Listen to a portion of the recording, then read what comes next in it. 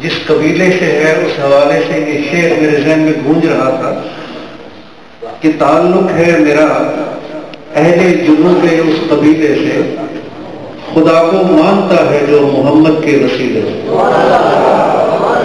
بس یہ بات دلوں میں روحوں میں جاگزی ہو جائے تو پھر دین دنیا کی ساری منزلیں آخرت کی منزلیں آسان ہو جائیں۔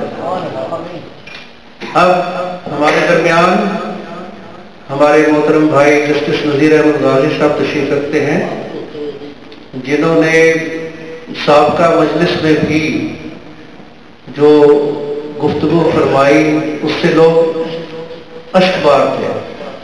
وہ اپنے ایک خاص انداز میں حضور کی محبت کا پیغام دیتے ہیں، عرصہ دراز سے دے رہے ہیں، اور آج بھی میں ان سے ملتمس ہوں کہ وہ وقت چاہے تھوڑا ہی لیں، یہ ان کی اپنی مرضی، لیکن کچھ باتیں حضور کی نسبت سے اور ناموس رسالت کے تحفظ کے حوالے سے آپ کے سامنے بیان کریں۔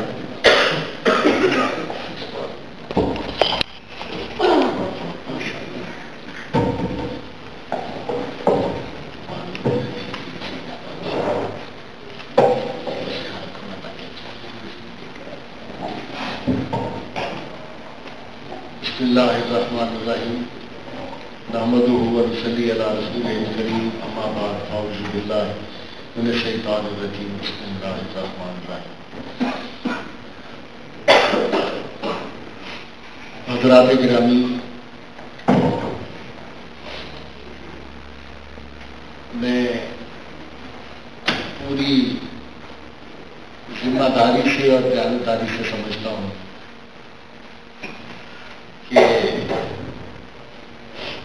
پروفیسر سید عبدالرحمن بخاری صاحب کے اتنے نکتہ آفرین اور عالمانہ خطاب کے بعد یہ میرے لیے مناسب نہیں ہے، اور ایک امتحان میں میاں صاحب نے ڈال دیا ہے، اور خود میاں صاحب جو ہیں وہ علمی دنیا میں اور زور برا اور حضور صلی اللہ علیہ وسلم سے نسبت عشقی میں آپ کو پتہ ہے میاں نذیر اختر صاحب ننگی تلوار ہیں۔ کبھی کبھی ان کی باتیں، ان کا مزاج دیکھ کے سیدنا خالد بن ولید کی یاد تازہ ہو جاتی ہے۔ اس دور میں جس طرح کی باتیں میاں صاحب جس درجے پہ جا کے کر جاتے ہیں، وہ ہمارے جیسے جو رند مزاج لوگ ہیں وہ بھی شاید کانپ جاتے ہیں۔ تو ان دو حضرات کی موجودگی میں، اور پھر ماشاءاللہ آج حاجی صاحب، حاجی عبدالرحمان صاحب تشریف لائے ہوئے ہیں، فتح اللہ خان صاحب ہیں، میرے استاد مکرم جناب سابق جج سپریم کورٹ جسٹس چودھری محمد عارف صاحب ہیں، اور پھر کس کس کا نام لوں میں، یہاں جو درویش حضرات بیٹھے ہیں، جو اہل علم بیٹھے ہیں، یعنی یہ محفل بھی چنیدہ لوگوں کی محفل ہے۔ اور پھر سیدی عبدالرحمان کے بعد ان کی گفتگو دوران وہ میرا مسئلہ کچھ یوں ہو گیا، وہ کسی نے کہا تھا کہ حاجی صاحب آپ کے آنے سے پہلے یاد تھا سب کچھ مجھے، آپ کے آنے سے پہلے یاد تھا سب کچھ مجھے، اور یاد سب کچھ آئے گا اب آپ کے جانے کے بعد۔ مجھے تو ساری گفتگو بنا دی سید صاحب نے، میں ان کی گفتگو میں اس دور میں ابھی تک ڈوبا ہوا ہوں۔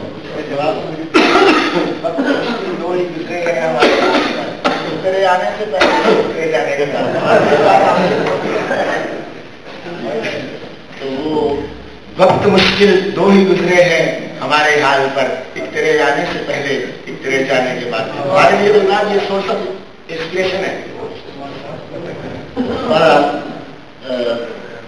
عالمانہ گفتگو پروفیسر صاحب کی ہوتی ہے۔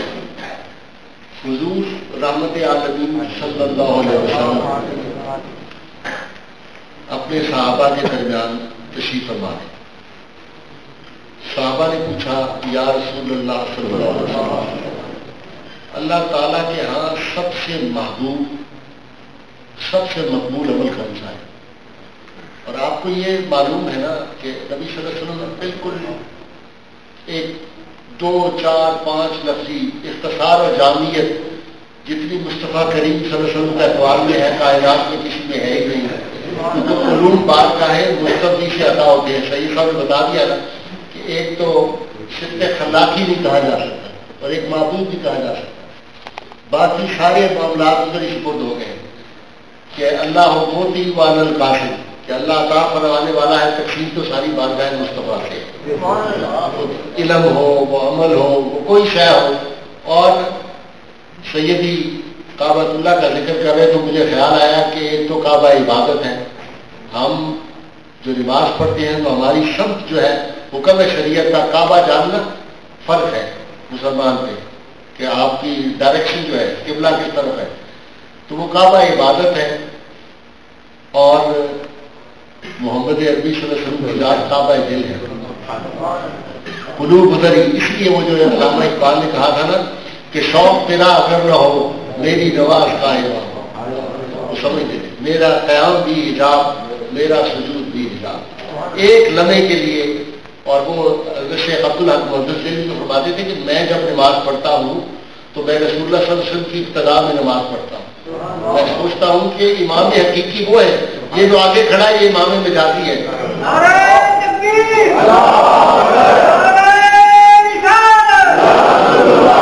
میں جو صوفی خاکسار تھی ہمارے صوفی خاکسار بات آپ تو جانتے ہیں بڑی روحانی شخصیت. تو ان کے پیچھے جو ہم نماز پڑھتے ہیں تو تصور یہ ہے کہ یہ تو امام مجازی ہے. امام حقیقی ذات مصطفیٰ. شوق تیرا اگر نہ ہو میری نماز کا امام میرا قیام بھی حجاب میرا سجود بھی حجاب. تو حضور رحمت عالمین صلی اللہ علیہ وسلم شاہ فرمایا کہ سب سے اللہ کے ہاں مقبول ترین عمل یہ ہے کہ لوگوں کے قلوب میں خوشی کو داخل کرو. لوگوں کے قلوب میں خوشی کو داخل کرو.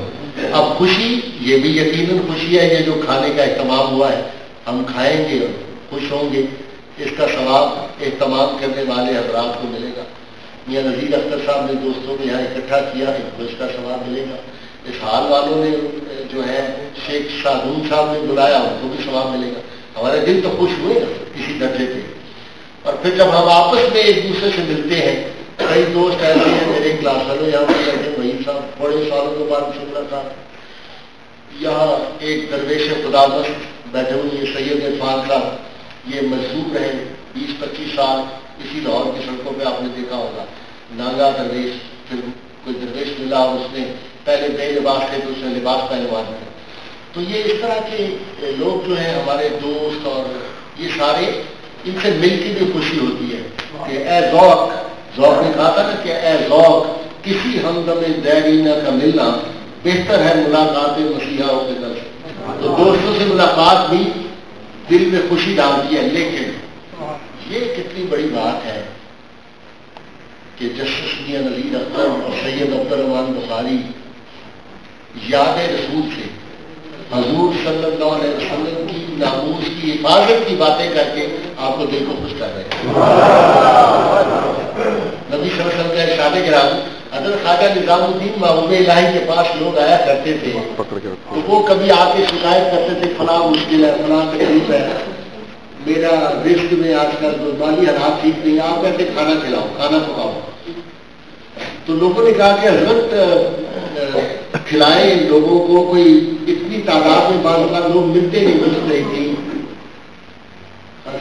مستحقین نہیں ملتے یا اتنے نیک لوگ نہیں ملتے. ان کا فتح اللہ خان ملے گا اپنا یہ ڈاکٹر فہیم باری قابو آئے گا تو پھر کھانا کھلائیں گے ثواب بھی ہوگا. ایک لوگ ہیں یہ ہم عام لوگوں کا فرمایا نہیں.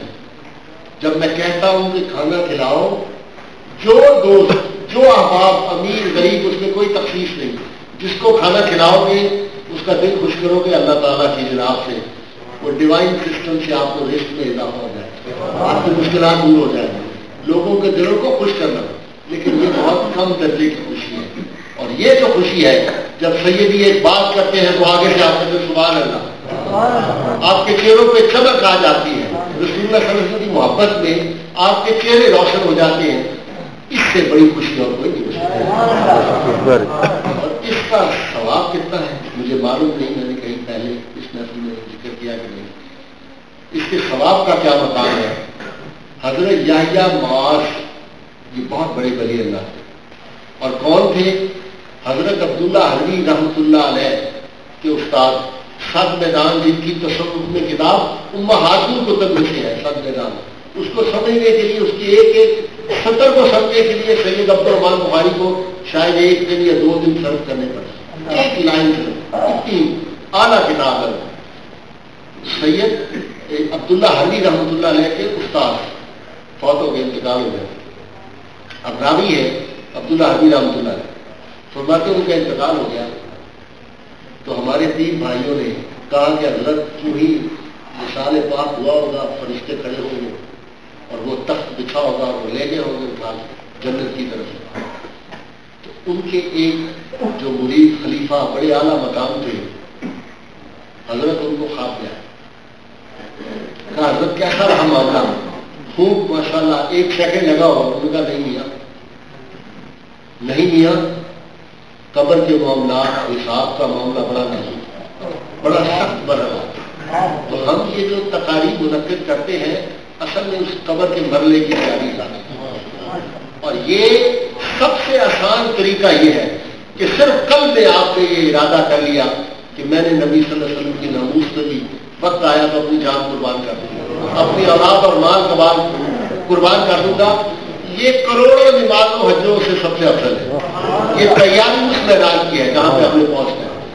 تو اب فرمایا یہ اس کی تائید میں بات کہہ رہا ہوں جو آپ یہاں آئے ہیں، یہ کتنا بڑا اللہ کا فضل اور کرم ہے کہ آج سیٹرڈے کو لوگ رات کو دیر سوتے ہیں، دن کو دیر سے جاگتے ہیں، اور سنڈے ایک دن ہوتا ہے چھٹی کا، اور بڑی مشکل سے وقت نکال کے آپ یہاں آئے.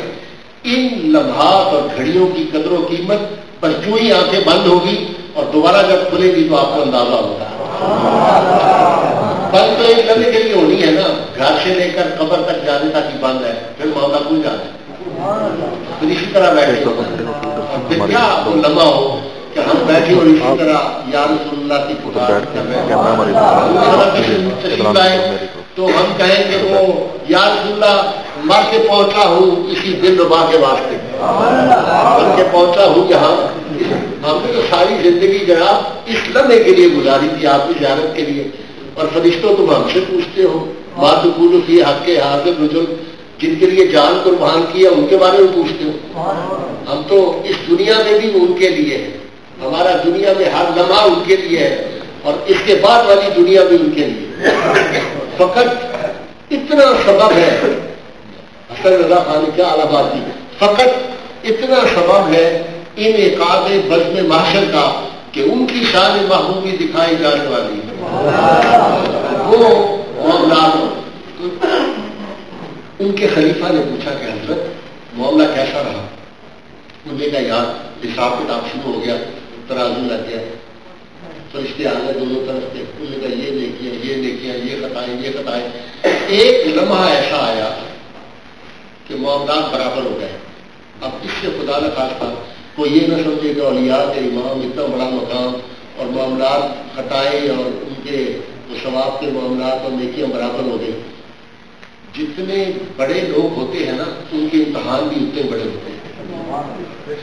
ہمارے لیے جو درجہ فرائض کا ہے ان کے لیے وہ نوافل ہوتے ہیں. خطا اگر جسٹس میاں نذیر اختر جسٹس عارف چودھری سے ذرا سی ہو جائے لوگ کہتے ہیں یہ میاں صاحب نے یہ بات کر دی.